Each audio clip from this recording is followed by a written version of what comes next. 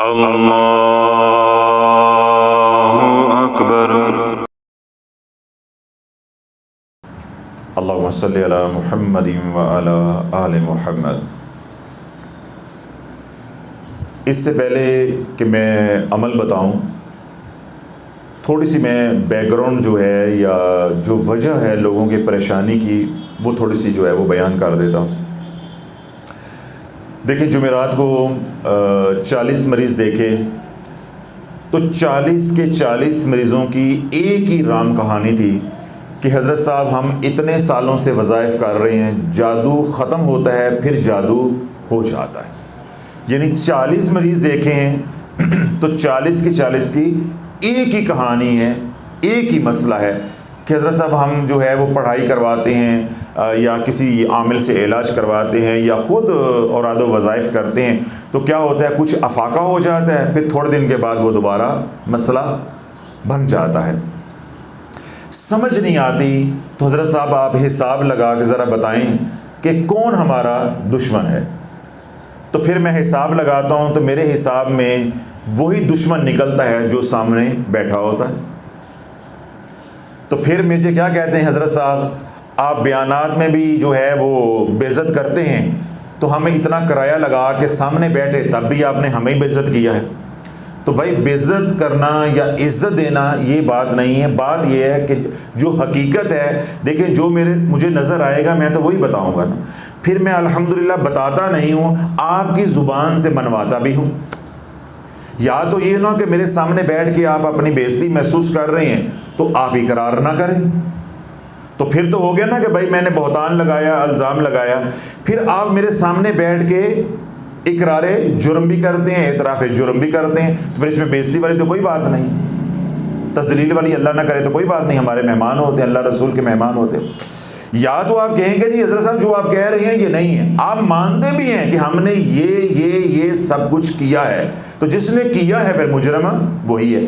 तो अल्लाह वालों, कहने और अर्ज़ करने का मकसद ये है कि जो लोग एक तो पहले तराना बनाया हुआ है या तस्बीह बनाई हुई है कि जादू हो गया, जादू हो गया, जादू हो गया, मैं उन तमाम लोगों को कहूँगा, आप लोगों में भी जो लोग बैठे हुए हैं और ख़ास कर सोशल मीडिया वाले भी, कि ये बयान सुनने के बाद वो बयान जो थोड़े दिन पहले मैंने किया है कि जादू और बंदिश में क्या फ़र्क है, वो बयान पहले ज़रूर सुने ताकि आपको मालूम हो कि आया हमारे पे जादू है भी कि नहीं। जादू और चीज़ है, बंदिश और चीज़ है। हमारे साथ अलमिया ये है कि हमारे ऊपर लगी है बंदिश और हम इलाज किसका कर रहे हैं, जादू का।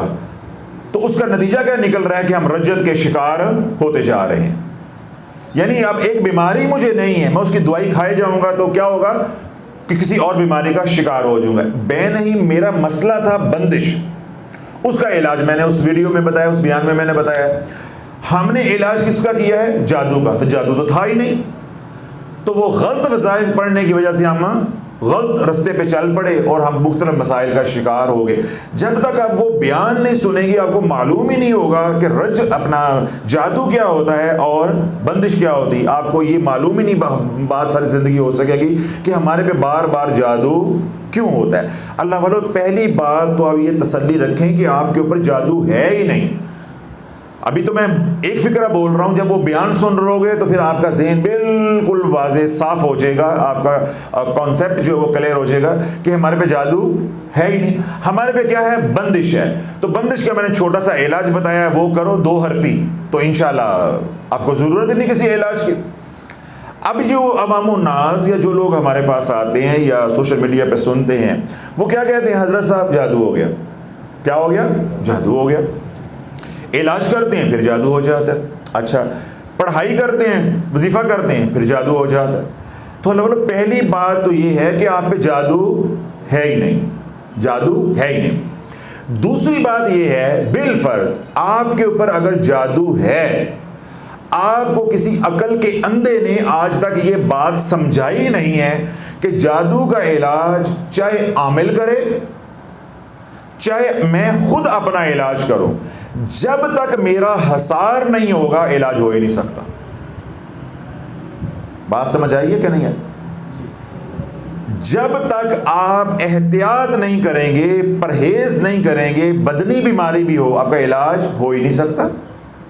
अब आपको खांसी है, गला खराब हो गया है, ठंडा पानी पीने से, कोई खट्टी चीज़ खाने से, खट्टा लेने से गला खराब हो गया है। अब आप ठंडा पानी भी पिए जाएं, खट्टा भी इस्तेमाल किए जाएं, बोतलें भी अंदर उतारते जाएं, और आप डॉक्टर को जाके कहें कि जी मैं दवाई खाता हूं तो 5-6 घंटे आराम रहता है, बुखार नहीं होता, फिर बुखार हो जाता है। समझ आ रही बात की? तो डॉक्टर का क्योंकि तजर्बा है, मुशाहिदा है, वो फौरन ये कहेगा खा क्या रहे हैं, तो आप आगे से क्या कहेंगे? जी मैं बोतलें भी पी रहा हूं, मैं खट्टी चीज़ें भी इस्तेमाल कर रहा हूं, ठंडा पानी भी पी रहा हूं। तो डॉक्टर फिर आपके साथ क्या करेगा? आपकी तशरीफ सीधी करेगा ना लम्हा डाल के, यानी आपको जलील करेगा, बेइज्जत करेगा कि भाई तुझे शर्म नहीं आ रही, तुझे अकल नहीं है, जानवर है तो डांट डपट करेगा ना कि भाई तुझे हया नहीं आ रही। एक तो कह रहा है कि मुझे आराम नहीं आ रहा, डॉक्टर साहब मैं 5-6 घंटे दवाई खाता हूं तो आराम रहता है, बुखार नहीं होता, यानी खांसी नहीं होती, तकलीफ नहीं होती, 6 घंटे के बाद दोबारा शुरू हो जाता है। भाई तू परहेज नहीं कर रहा। जब परहेज करेगा तो यही जो दवाई 6 घंटे मौसर है, ये 13-14 घंटे तक मौसर रहेगी। उसके बाद जिस्म जो है उसके अंदर मुदाफत पैदा हो जाएगी, तो इंशाल्लाह 24 घंटे मौसर रहेगी। 2-4 दिन दवाई खाएगा, उसके बाद जिस्म को किसी मदद की ज़रूरत नहीं रह जाएगी, किसी दवाई की ज़रूरत नहीं रह जाएगी, तो तंदुरुस्त हो जाएगा। ऐसे डॉक्टर करेगा ना। अल्लाह बोलो यही मसला रूहानियत का है कि हम वजीफ़ा करते हैं लेकिन परहेज नहीं है। बदनी इलाज में तो लफ्ज़ बोला जाता है परहेज, तो वो मैं बोल रहा हूँ। अमलियात की दुनिया में परहेज से मुराद होती है हसार, हिफाजत। हसार, हिफाजत। आप जिससे भी इलाज करवाएं और सारी जिंदगी इलाज करवाते रहें, कभी भी आपको अफाका नहीं होगा। उतनी देर ही अफाका होगा जब तक वो आमिल पढ़ाई कर रहा है। वो जिन्नात, वो शयातीन कुछ वक्त के लिए पढ़ाई की वजह से तकलीफ होगी, वो हट जाएंगे। तो आमिल ने कोई जिंदगी का ठेका तो नहीं लिया हुआ। किसी को आपने 100-50, 5,000 लाख दिया हुआ है तो वो सारी जिंदगी का कोई एग्रीमेंट तो नहीं होगा, रोज पढ़ाइयाँ करेगा आपके लिए। वो 10 दिन, 15 दिन, 20 दिन पढ़ाई करेगा और आप कहेंगे जी अब हमें अफाका है, तो बात खत्म हो जाएगी। खेल खत्म, पैसा हजम, बात खत्म हो जाएगी। उन्होंने पैसा ले लिया, फीस ले ली। उसके बाद क्या होगा? जब पढ़ाई बंद हो जाएगी, जिक्र के अनवारों तजल्लियात आना बंद हो जाएंगे, वही शयातीन जो हटे थे वो दोबारा आ जाएंगे। मैं आसान तरीके से आपको समझा देता हूं। हम क्या करते हैं, ये टेबल है, इस टेबल के ऊपर मीठा गिर गया, ठीक है। अब आप एक साथी आप में से यहां बैठ के वो पंखी ले लेता है हाथ में और मक्खियों को उड़ाता रहता है, मक्खियों को उड़ाता रहता है। तो मक्खी आएगी? नहीं आएगी, क्योंकि आप हवा दे रहे हैं ना, तो पंखी चल रही है तो मक्खी नहीं आएगी। जो ही आप पंखा बंद कर देंगे या हाथ से पंखी से हवा दे रहे हैं वो बंद कर दें, मक्खियां क्या हो जाएगी? फिर दोबारा इकट्ठी हो जाएगी। तो अल्लाह वालों इसका इलाज क्या है? या तो मुसलसल पंखा चलता रहे या पंखी के साथ आप हवा देते रहे, या तो इसका ये हल है जो कि इंतहाई तकलीफ दे है और नामुमकिन है। कोई आमिल आपके लिए सारी ज़िंदगी पढ़ाइयाँ नहीं कर सकता और ना ही आप खुद सारी ज़िंदगी पढ़ाइयाँ कर सकते हैं कि 24 घंटे आप इसी काम पे लगे रहें अपने अहल व याल की और अपने हिफाजत के लिए। मुमकिन नहीं, इंसान के बस की बात नहीं है। आसान हल क्या है कि जहाँ मीठा गिरा है वहाँ आप एक कपड़ा लें, थोड़ा सा पानी डालें टेबल के ऊपर, उसको साफ कर दें। जब टेबल के ऊपर मीठा ही नहीं होगा तो मक्खी आएगी। यही बात मैंने उस बयान के अंदर समझाई है जो जादू और बंदिश के ऊपर, मौजू के ऊपर है। जब वो आप बयान सुनेंगे आपको मालूम हो जाएगा कि हमारे पे जादू है तो हमने ये काम करना है, अगर हमारे पे बंदिश है तो हमने ये काम करना है। तो अल्लाह वालों हमने टेबल को धोना है, मक्खी पे मक्खी नहीं मारनी। हम क्या कर रहे हैं? मक्खी के ऊपर मक्खी मार रहे हैं, वो एक मक्खी और आ जाती है और फिर हम क्या रोते हैं? हजरत साहब हमारी ज़ुबानों में कोई तासीर ही नहीं रह गई, हम तो वजीफ़े कर कर के मर गए हैं। हजरत साहब जब से मेरी शादी हुई मैं इस घर में आई हूँ, मैं तो वजीफ़े कर कर के मर गई हूँ, मुझे तो समझ ही नहीं आ रही। हाँ भाई, मैं नहीं कह रहा तू गलत बोल रही है या गलत बोल रहा है, तुझे कोई समझाने वाला नहीं मिला। क्यों? उन्हें जो समझाने वाले थे उन्हें खुद ही हकीकत का मालूम नहीं था। वो तुझे जादू जादू कहते रहे, तू वजीफे पढ़ती रही, आखिर तू अब रज्जत का शिकार हो गई है। मैं कह रहा हूं कि तेरे पे जादू है ही नहीं है और अगर है तो जिस तरीके से तूने इलाज किया वो तरीका इलाज ही नहीं है। कि कब तक मक्खियां उड़ाओगे? ना हम खुद उड़ा सकते हैं, चाहे हम किसी को अरबों रुपया भी दें तो ना किसी के बस की बात है। देखिए ना, मैं हूं, मैं किसी की बात नहीं कर रहा, मैं ही हूं। मुझे तो कहता हजरत साहब, बल्कि मुझे हजरत साहब क्या, एक साहब मुझे कहने लगे, मुझे सोशल मीडिया वालों ने पैगाम दिया कि जी आप अपना अकाउंट नंबर दे दें, हम आपको जितनी फीस है भेज देते हैं, आप हमारे जादू का इलाज कर दें। मैंने कहा जी हम जादू का इलाज नहीं करते, हम तशरीफ का इलाज करते हैं। हम जादू का इलाज तो करते ही नहीं है, ये हमारा शोबा ही नहीं है। हम तो जो उम्मत की तशरीफ खराब हुई है, ये तशरीफ सीधी करते हैं। बस जब इसकी तशरीफ सीधी हो जाती है बिल्कुल ठीक हो जाते हैं। इनको हर काम का शऊर है, नहीं शऊर तो सिर्फ दीन के काम का शऊर नहीं है या दीन का शऊर नहीं, इसलिए इनका इलाज करने की जरूरत नहीं है। इनकी तशरीफ के अंदर जो डेंट पड़े हुए हैं ना, वो जरा सीधी करनी, ताकि जब इनकी तशरीफ आवरी हो तो बड़े आराम तरीके से हो, सुकून देश तशरीफ आवरी हो। तो बे नहीं अल्लाह वालों, किसी को आप जादू के लिए, इलाज के लिए किसी आमिल को पैसे दे देते हैं, 50,000 लाख जो भी आपका तय हो जाता है, वो कितने घंटे पढ़ाई करेगा? आधा घंटा, घंटा, 2 घंटे, और क्या कर लेगा? तो 22 घंटे तुम्हें कौन बचाएगा? और अगर मैं खुद इलाज करता हूं, मैं सारे दिन में 2 घंटे पढ़ लूंगा, 3 घंटे पढ़ लूंगा, 6 घंटे पढ़ लूंगा, 7 घंटे पढ़ लूंगा, कितना का मैं पढ़ लूंगा, जो ही मैं गाफिल होऊंगा दोबारा। इसी तरह मक्खियां, आप बार बार ऐसे कर रहे हैं, अब आप सो जाते हैं, आंख लग जाती, हाथ थक जाता है, जो ही आप हवा देना बंद करेंगे मक्खियां दोबारा आ जाएंगी। अल्लाह बोलो, ये है असल फलसफा, ये है कहानी। जो लोग कहते हैं कि जी हमारे पे बार बार जादू हो जाता है, पहली बात तो क्या है कि जादू है नहीं। दूसरी बात क्या है कि अगर जादू है बिलफर्ज, तो जो आपने तरीका इलाज अपनाया है वो तरीका इलाज दुरुस्त है ही नहीं है। वो ना जादू ख़त्म होना है, ना क़यामत ना हुआ है, और ना क़यामत ख़त्म होना है। उसका तरीका इलाज क्या है कि पहले टेबल के ऊपर मक्खियाँ हैं, मीठे की वजह से मीठा साफ कर दो, ख़त्म। हमारे ऊपर जादू है हमारे आमाल की वजह से, गुनाहों की वजह से, गुनाहों से तौबा कर लो। हम रब की पकड़ में आए हुए हैं गुनाहों से, अल्लाह की बारगाह में अर्ज करो, या अल्लाह जिस गुनाह की वजह से मैं पकड़ में, या अल्लाह तो वो गुनाह माफ़ कर दे। वो कौन सा है मुझे मालूम नहीं है। ये तो होगी पहली बात। और दूसरी बात क्या है जो मैंने शुरू में कही, जब इलाज शुरू करना है तो फिर क्या करनी है? परहेज। जिस तरह अगर हमने यहां से मक्खियां ख़त्म करनी है तो हमने पहले क्या किया? टेबल को धो दिया। उसके बाद हमने क्या करनी है? परहेज, कि यहाँ कोई खाए पिए ना। जिस तरह हम खानका में जिक्र हाल में कहते हैं कि यहाँ बैठ के खाओ पियो नहीं, लंगर नहीं यहाँ चलाना, कि कोई चीज़ गिर जाएगी फिर सारी मक्खियाँ आ जाती। जिस तरह रमज़ान मुबारक में लंगर यहाँ चलता रहा तो जो ही मैं बयान करने के लिए बैठता था तो मक्खियाँ आ रही थी, बल्कि सोशल मीडिया वालों ने भी कितनी बार एतराज़ किया, हज़रत साहब बात कर रहे होते हैं आपके ऊपर मक्खियाँ जो है वो आ रही होती हैं। तो अब उनको मैं क्या कहता कि गुड़ के ऊपर मक्खियाँ तो आती हैं। फिर मैं थोड़ी सी अपनी तारीफ़ भी कर दूँ ना साथ है, भाई गुड़ पे मक्खियाँ तो आती हैं। तो अब उनको भी ज़रा वीडियो में नज़र आ रही हैं, रिकॉर्डिंग में नज़र आ रही हैं। तो अल्लाह बोलो, जब हम गुनाह नहीं छोड़ेंगे तो उसका नतीजा क्या निकलेगा? बार बार शैतान आएंगे, हमारे गुनाहों की वजह से हमारे पर जादू जो है वो चलता रहेगा। अब हम फ़र्ज़ कर लेते हैं, पहली बात तो ये कि आपने अपनी तशख़ीस खुद करनी है, कि पहले तो तशख़ीस करें किसी के पास जाने से या खुद इलाज करने से पहले कि मेरे पे जादू है भी कि नहीं, या मेरे पे बंदिश है। तो वो मैंने क्या कहा, पहले बयान सुने। अब हम फ़र्ज़ कर लेते हैं कि आप पे जादू है, ठीक हो गया, कि आपके ऊपर जादू है। तो जादू के लिए पहला काम क्या हमने करना है कि हसार करना है, परहेज़ करनी है। जब तक हमारा हसार नहीं, चाहे मैं इलाज खुद करूं चाहे मैं इलाज आमिल से कराऊं, कई शय नहीं मिलनी, रत्ती बराबर फ़ायदा नहीं होगा। वक्ती फ़ायदा होगा, महीना रह जाए, 10 दिन रह जाए, 4 दिन रह जाए, 2 महीने रह जाए, दोबारा उधर ही होगा, बल्कि पहले से भी बदतर हो जाएगा, हालात पहले से भी ख़राब होते जाएंगे। और आखिर क्या होगा? आप रजत के शिकार हो जाएंगे, सारा निज़ाम तितर बितर हो जाएगा, तबाही फैल जाएगी। अब हसार क्या है कि हर नमाज के बाद आप खिजरी अमल पढ़ें, हर नमाज के बाद खिजरी अमल पढ़ें। आरजू चैनल के ऊपर ये वीडियो अपलोडेड है, वहाँ से आप देख लें कि खिजरी अमल के अंदर कौन कौन से अज़कार आते हैं।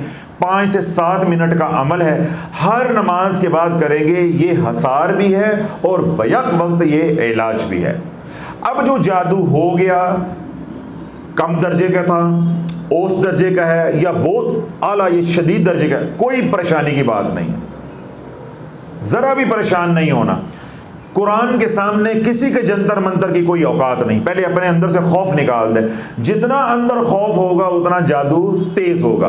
बस आप अपने अंदर ये बात उतार लें कि मेरे नबी अलैहिस्सलाम, मेरे आका के ऊपर जिनका मैंने कलमा पढ़ा है, उनके ऊपर जो जादू हुआ था उतना शदीद जादू किसी उम्मती के ऊपर नहीं हो सकता। पहले अपना किबला दुरुस्त करो, अपना ईमान अंदर से दुरुस्त करो कि उतना शदीद जादू या उतनी शदीद तकलीफ या उतनी शदीद आजमाइश किसी भी उम्मती के ऊपर नहीं आ सकती।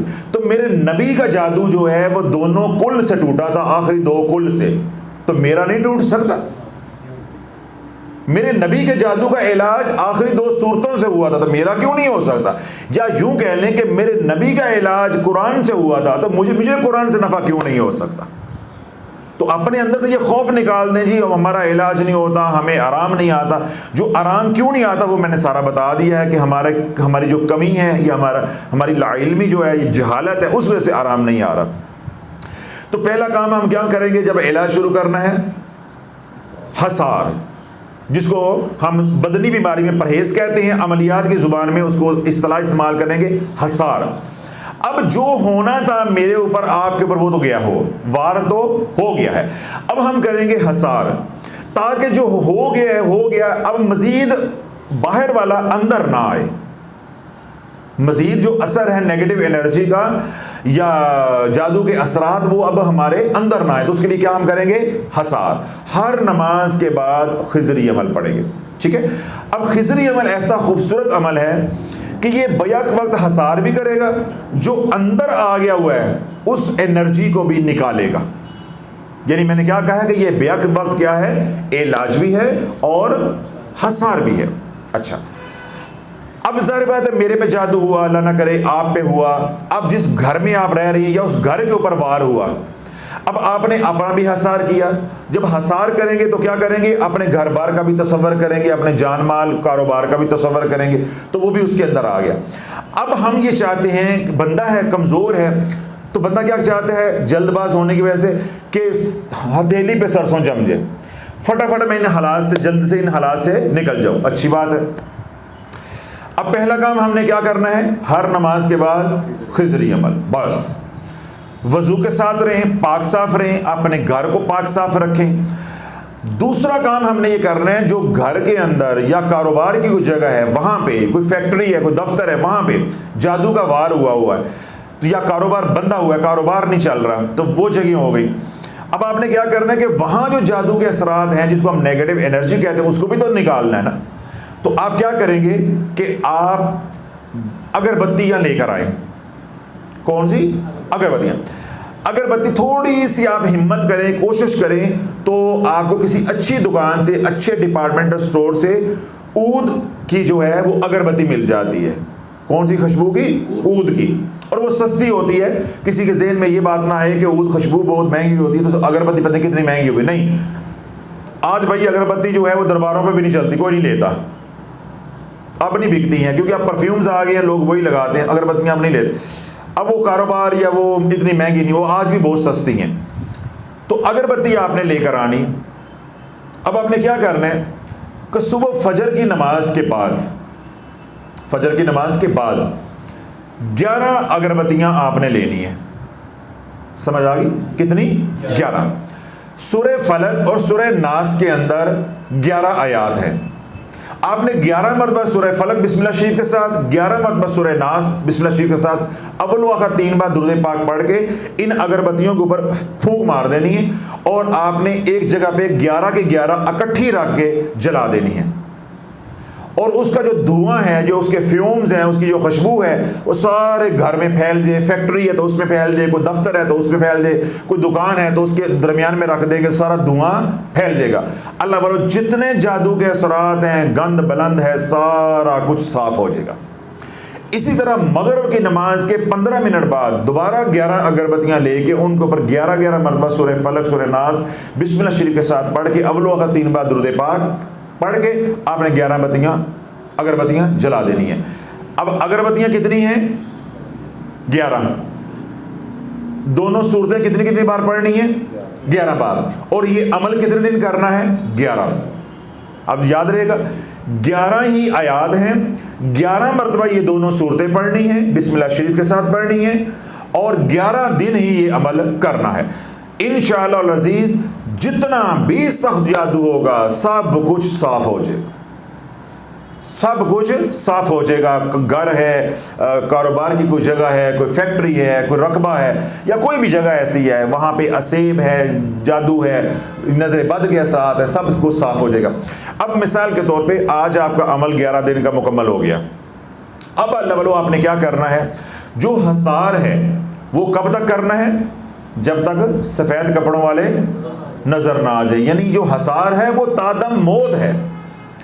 जब अल्लाह के नबी अलैहिस्सलाम अपना हसार कर रहे हैं, अल्लाह के नबी तालीम देने के लिए उम्मत को अपना हसार कर रहे हैं सुबह शाम हर नमाज के बाद, तो अल्लाह वालों हम उम्मती हो गए, कमज़ोर हो गए, हम अपना हसार नहीं करते, इसलिए हम बीमार होते हैं। अब सर्दी हो, बच्चा स्वेटर ना पहने, जर्सी ना पहने, या बड़ा है कोई शाल ना ले, कोई जैकेट ना पहने, फिर कहे कि मैं बीमार हो गया, मुझे फ्लू हो गया है, तो फिर उसका इलाज क्या है कि तशरीफ़ सीधी की जाए या उसका कोई और इलाज किया जाए। उसका इलाज तशरीफ़ सीधे करना है। तो यही मैं कह रहा हूँ कि उम्मत की तशरीफ़ सीधी होने वाली हुई है कि ये जज़ा की तरफ तो चलती है, ये सज़ा की तरफ नहीं आती।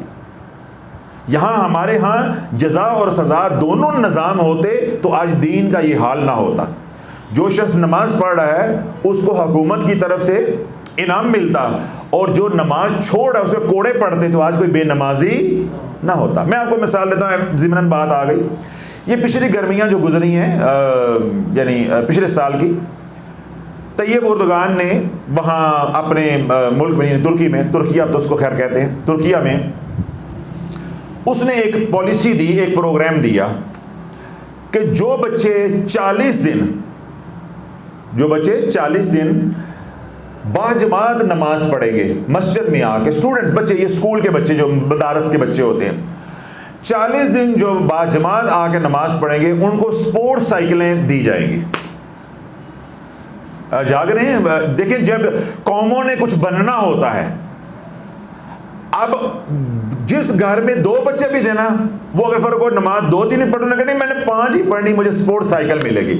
अब अल्लाह जब 40 दिन वो बच्चे बाकायदगी के साथ मोहल्ले की मस्जिद में नमाज पढ़ते रहे, तो वहाँ की जो इंतज़ामिया थी वो उनकी हाज़िरियाँ लगाती रही।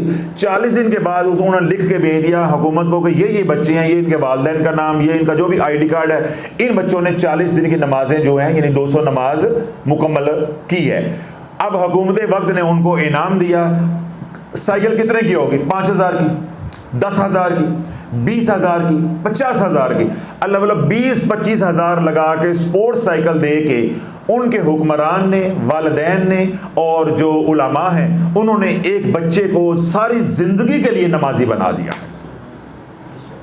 अब जिस मासूम बच्चे का ज़हन बन गया है कि मैंने नमाज पढ़नी है, क्योंकि अब वो नमाज के बगैर रह नहीं सकता। अल्लाह न करे किसी वक्त नमाज कोई आगे पीछे हो रही, मैं सफ़र पे हूँ, तो मेरी अपनी तबीयत के अंदर चिड़चिड़ापन आ जाता, गुस्सा आना शुरू हो जाता है, भाई जल्दी करो नमाज पढ़, यानी एक बेचैनी होती है, भाई नमाज निकल रही है, पढ़े जल्दी, पढ़ ले बंदा, भाई सुकून आ जाता है। तो अब अल्लाह इसी तरह बच्चों के साथ होता है, जब उनको बचपन में आदत डाल देंगे तो फिर क्या होगा? निज़ाम सीधा होगा। हमारे साथ क्योंकि तरबियत नहीं हुई है, जज़ा है, सज़ा का कोई निज़ाम नहीं है। अब सज़ा का निज़ाम, अब उन्होंने जज़ा का निज़ाम दिया, ऐसे उन्होंने साथ सज़ा का भी निज़ाम दिया, तो क्या हुआ कि लोग अब तुर्की में जो बेदीनी की तरफ चले गए थे, अब जोक दर जो दीन की तरफ अल्हम्दुलिल्लाह आ रहे हैं और हम दीन से निकलते जा रहे हैं। तो खिज़री अमल क्या है कि अल्लाह के नबी अलैहिस्सलाम हर नमाज के बाद तीन आखिरी कुल पढ़ते थे। सुबह शाम के अज़कार जो मसनून अज़कार हैं उनमें भी शामिल। हमने वो मसनून अज़कार अपने हिफाजत का निज़ाम भी छोड़ दिया, तो अल्लाह वालों हम बीमार नहीं होंगे तो फिर और क्या होगा? जादू नहीं होगा तो और क्या होगा? तो ये जो खिज़री अमल है ये सारी ज़िंदगी पढ़ना है।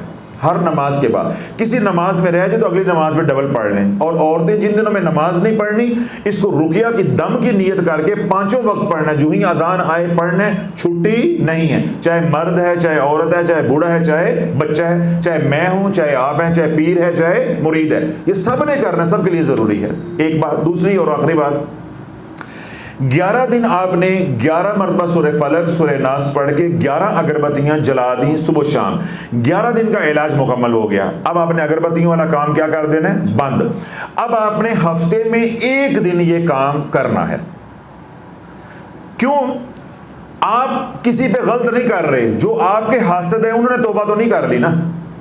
तो वो जो हफ्ते में 1 बार आप अमल करेंगे वो हिफ्ज़े मा तक़द्दम के तौर पे होगा कि घर में कोई नेगेटिव एनर्जी आई हुई है, या अल्लाह ना करे इन दिनों में किसी ने नजर बद का वार किया है, जादू का वार किया है, तो साथ के साथ ही वो साफ होता जाए। तो वो हफ्ते में 1 बार कर लें। अगर किसी हफ्ते में ना याद रहे तो अगले हफ्ते में कर लें, लेकिन मैं बेहतर है यही मशवरा दूंगा कि हफ्ते में 1 बार ये अमल करते रहें। साथ के साथ आपका घर है, कारोबार की जगह है, फैक्ट्री है, दफ्तर है, वो साफ होता जाए। लेकिन जो खिजरी अमल है वो सारी ज़िंदगी चलेगा।